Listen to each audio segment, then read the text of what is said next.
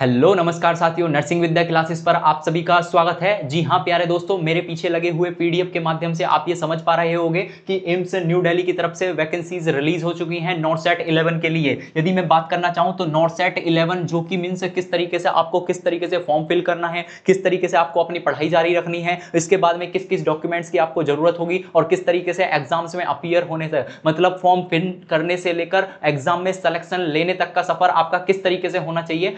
तो चलिएगा फिर से मींस इजीली तरीके से स्टार्ट करते हैं। पहले यदि मैं बात करना चाहूं क्या क्या आपकी तरफ से एलिजिबिलिटी होनी चाहिए, क्या क्या वो चीज है जिनके लिए आपको मोस्ट इंपॉर्टेंट तरीके से फोकस करना है जब आप फॉर्म फिल करने जाओगे। तो सबसे पहले मेरे पीछे लगे हुए इस पीडीएफ के माध्यम से दोस्तों समझने की कोशिश ये है कि जो आपके पास में नॉर्सेट 11 की वैकेंसीज हैं, ये आपके पास में जो नर्सिंग ऑफिसर की जॉब रहेगी इसको बोलते हैं ग्रुप बी की। तो आपके पास में देखने को मिलेगी पोस्ट, ग्रुप बी की पोस्ट होती है जो आपका पे ग्रेड देखने को मिलता है, तो पे स्केल देखने को मिलता है, पे ग्रेड होता है पे लेवल 7, कितना 7th, या इसी को आप बोल सकते हो 4600। मतलब 4600 का मतलब है 4600 पे ग्रेड की जॉब रहती है। अब 4600 पे ग्रेड का मतलब ये नहीं है कि 4600 रुपए ही आपके पास में जो सैलरी बनेगी, तो इसका मतलब जो आपकी मीन्स बेसिक सैलरी रहेगी वो स्टार्ट होगी 44,900 से। कितने से? मीन्स 44,900 से स्टार्ट होगी। और इसके साथ साथ में जब आपको अलाउंस मिलेंगे, अलाउंस कौन कौन से मिलेंगे? सपोज दैट आपको डीए मिलेगा, डीए के साथ साथ में आपको मीन्स यूनिफॉर्म अलाउंस मिलेगा, यूनिफॉर्म अलाउंस के साथ साथ में आपको ट्रांसपोर्ट अलाउंस मिलेगा, उसके साथ साथ में नर्सिंग अलाउंस मिलेगा।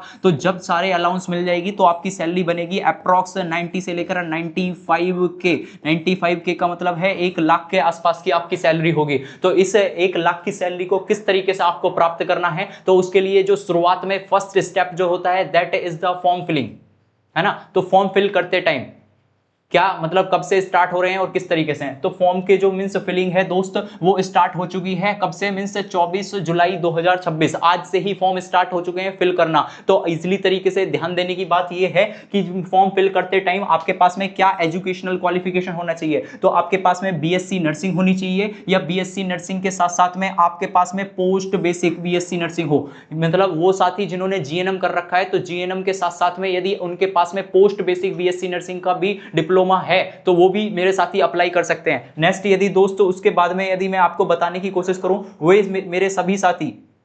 वे सभी साथी जिन्होंने किया हुआ है जीएनएम, और जीएनएम के साथ साथ में मतलब जनरल नर्सिंग मिडवाइफरी वाले जितने भी साथी हैं, यदि उनके पास में 50 बेडेड हॉस्पिटल में वर्क किया हो और कितने साल के लिए, मीन्स 2 साल का 2 ईयर्स का एक्सपीरियंस हो, तो वो सभी साथी भी अप्लाई कर सकते हैं जिन्होंने जीएनएम कर रखी है और 50 बेडेड हॉस्पिटल में 2 ईयर्स का उनके साथ में 2 ईयर्स का एक्सपीरियंस भी है, तो वो भी मेरे सभी साथी अप्लाई कर सकते हैं। अब दोस्तों यदि और बात करना चाहें, अब इसकी एज मतलब कब तक के लिए कौन कौन से वो साथी हैं जो अप्लाई कर सकते हैं, तो वो सभी साथी जिनके एज कितनी है 18 से लेकर 30 इयर्स की एज के ग्रुप में ही आ रहे हैं, वे मेरे सभी साथी अप्लाई कर सकते हैं। लेकिन यदि मैं बात करना चाहूं अब इसकी मीन्स फीस क्या रहेगी, किस तरीके से कितनी फीस रहेगी, तो वो यदि फीस के लिए जर्नल हो ओबीसी हो उन सभी कैंडिडेट्स की जो एग्जाम फीस रहेगी वो 3000 मतलब 3000 रुपए रहेगी, और एसटी कैंडिडेट्स या ईडब्ल्यूएस के उसके लिए 2400 रुपए उनकी मतलब फीस रहेगी। अब बात आती है कि जो डिसेबिलिटी वाली कंडीशन में आते हैं, जो पीडब्ल्यूडी वाले पेशेंट सॉरी क्या देखने को मिलते हैं स्टूडेंट है, उनके लिए मींस 0 एग्जम्प्टेड रहेगी। ठीक है, अब नेक्स्ट आता है इसके बाद में यदि मैं बात करना चाहूं कि फॉर्म फिलिंग कब से स्टार्ट होगी, और फॉर्म फिलिंग के बाद में दोस्तों एक कंडीशन मोस्ट इंपॉर्टेंट तरीके से ये समझने की कोशिश करो कि फॉर्म फिलिंग तो स्टार्ट हो रही है इसकी, ये देखो ऑनलाइन रजिस्ट्रेशन स्टार्ट हो चुके हैं 24 जुलाई से। कितने से? 24 ऑफ जुलाई से स्टार्ट हो चुके हैं, 24 जुलाई। यदि कुछ साथियों को दिख नहीं रहा हो तो 24 जुलाई से स्टार्ट हो चुके हैं 2026 से, और क्लोजिंग डेट रहेगी इसकी 13/8 मतलब 13 अगस्त को फॉर्म होने क्लोज हो जाएंगे। इसके बाद में एनओसी यदि किसी कोई भी साथी जो गवर्नमेंट इंस्टीट्यूशन में वर्क कर रहे हैं उनके लिए जरूरी होगा एनओसी अप्लाई करना अपने इंस्टीट्यूट में। तो अभी से ही अपने साथी जो वर्क कर रहे हैं वो सभी एनओसी को अप्लाई करना स्टार्ट कर दो। यदि एनओसी को अप्लाई करने के बाद में आपको करनी होगी अपलोड, तो अपलोड करने की जो लिए लास्ट डेट है दैट इज 18 अगस्त। तो फॉर्म तो क्लोज हो जाएंगे आपके 13 अगस्त को ही, लेकिन फॉर्म के बाद में जब एनओसी अप्लाई करने के लिए आपको 5 दिन का एक्स्ट्रा टाइम दिया जाता है, तो 18/8 को आपके फॉर्म हो जाएंगे मतलब एनओसी हो जाएगी, अपलोड हो जानी चाहिए। Net date of submission. इसके बाद में मोस्ट इंपॉर्टेंट तरीके से बात यह है कि आपको एग्जाम में कब अपीयर होना है। तो एग्जाम डेट क्या देखने को मिलेगी, तो एग्जाम की जो डेट है वो है 13 अगस्त। क्लोजिंग डेट है, सॉरी, 13 अगस्त। यदि एग्जाम डेट के बारे में आपसे पूछने लगे,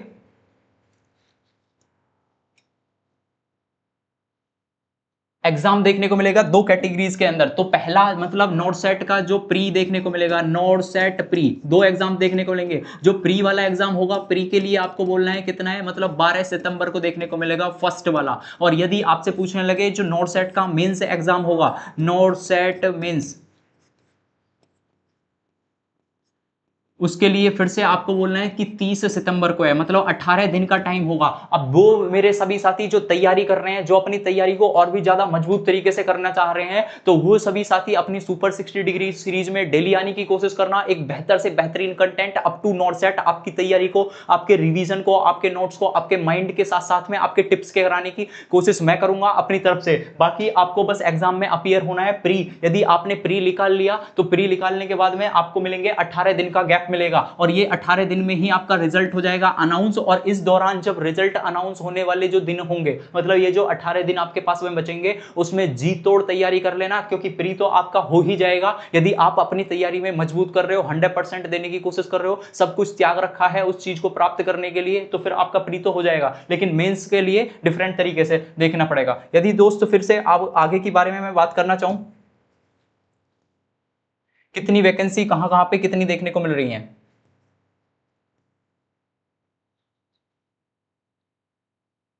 जो मेरे एससी वाले साथी होंगे उनके लिए 5 साल का एज का रिलैक्सेशन है, ओबीसी के लिए 3 इयर्स का, और जो पीडब्ल्यूडी के हैं उनके लिए 10 इयर्स का एज का रिलैक्सेशन इन्होंने बताया गया है।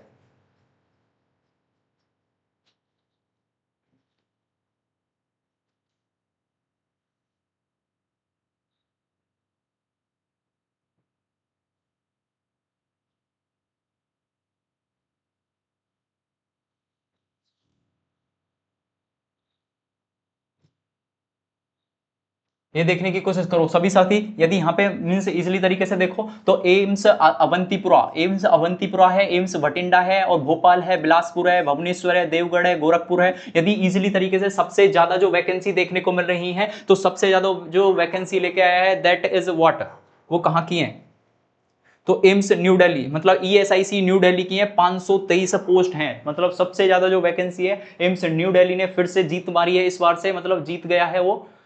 और वो भी किसकी है, ईएसआईसी वाली है, ठीक है, not the AIIMS new Delhi. तो एम्स न्यू दिल्ली की यहाँ पे देखने की कोशिश करो। यहाँ पे ये आपको दिख रही होंगी 121 पोस्ट है। अब जो मोस्ट इंपॉर्टेंट तरीके से कुछ कैटेगरीज में बांटी गई है, यूआर की यदि मैं बात करना चाहूँ एम्स न्यू दिल्ली के बारे में, जो सभी का फेवरेट देखने को मिलता है एम्स न्यू दिल्ली, ठीक है, तो 32 पोस्ट है, लेकिन वो फीमेल के लिए, मेल के लिए केवल इस बार भी 9 ही पोस्ट आई है, यदि एम्स न्यू दिल्ली में कोई साथी अप्लाई करना चाह रहे हैं,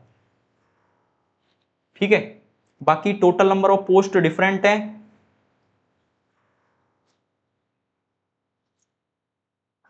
यदि आपसे पूछने लगे कि टोटल पोस्ट कितनी देखने को मिले, तो 2218, मतलब 2218, 2218 पोस्ट इस बार रिलीज की गई हैं, डिफरेंट हॉस्पिटल्स की तरफ से देखने को मिल रही हैं।